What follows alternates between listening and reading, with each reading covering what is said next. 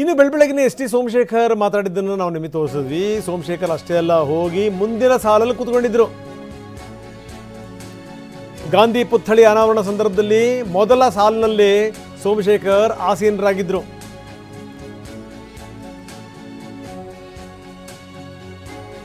ನಾನು ಮೂಲ ಕಾಂಗ್ರೆಸ್ಸಿಗ ಅನ್ನುವಂಥ ಮಾತನ್ನು ಕೂಡ ಅವರು ಹೇಳಿದ್ದಾರೆ. ನಾನು ಮೂಲ ಕಾಂಗ್ರೆಸ್ಸಿಗ, ಹಿಂಗಾಗಿ ನಾನು ಕಾರ್ಯಕ್ರಮಕ್ಕೆ ಬಂದೆ.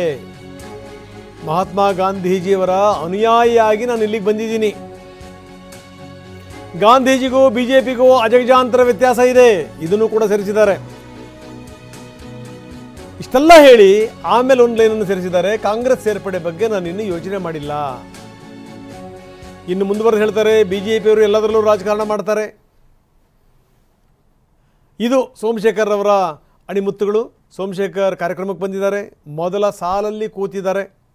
ಮೊದಲ ಸಾಲಲ್ಲಿ ಕೂತು ಅವ್ರು ಹೇಳ್ತಾರೆ, ನಾನು ಮೂಲ ಕಾಂಗ್ರೆಸ್ಸಿಗ, ಅದಕ್ಕೋಸ್ಕರ ನಾನು ಇಲ್ಲಿಗೆ ಬಂದಿದ್ದೀನಿ, ಮಹಾತ್ಮ ಗಾಂಧೀಜಿಯವರ ಅನುಯಾಯಿಯಾಗಿ ಬಂದಿದ್ದೀನಿ ಅಂತ.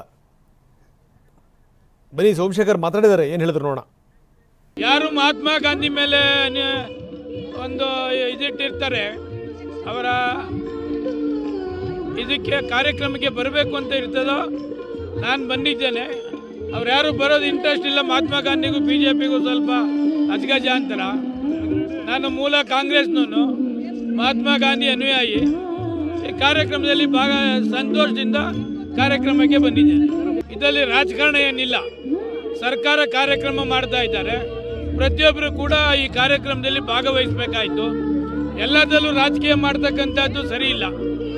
ಸರ್ಕಾರ ಆದ್ರೂ ಇವತ್ತು ಮಹಾತ್ಮ ಗಾಂಧಿ ಸ್ಟ್ಯಾಚ್ಯೂಲಿ ಅವಶ್ಯಕತೆ ಇತ್ತು. ಪ್ರತಿಯೊಬ್ಬರು ಕೂಡ ಈ ಕಾರ್ಯಕ್ರಮದಲ್ಲಿ ಬರಬೇಕಾಯಿತು. ಅವ್ರು ರಾಜಕಾರಣ ಮಾಡ್ಲಿಕ್ಕೆ ಹೊರಟಿದ್ದಾರೆ, ನಾವು ರಾಜಕಾರಣ ಮಾಡಿ ಹೊರಟಿಲ್ಲ. ಮಹಾತ್ಮ ಗಾಂಧಿ ಸ್ಟ್ಯಾಚ್ಯೂ ಕಾರ್ಯಕ್ರಮ ಭಾಗವಹಿಸಬೇಕು ಅಂತ ಬಂದಿದ್ದೇನೆ. ಅದಿನ್ನೂ ಯೋಚನೆ ಮಾಡಿಲ್ಲ, ಸದ್ಯಕ್ಕೆ ಯೋಚನೆ ಮಾಡಿಲ್ಲ.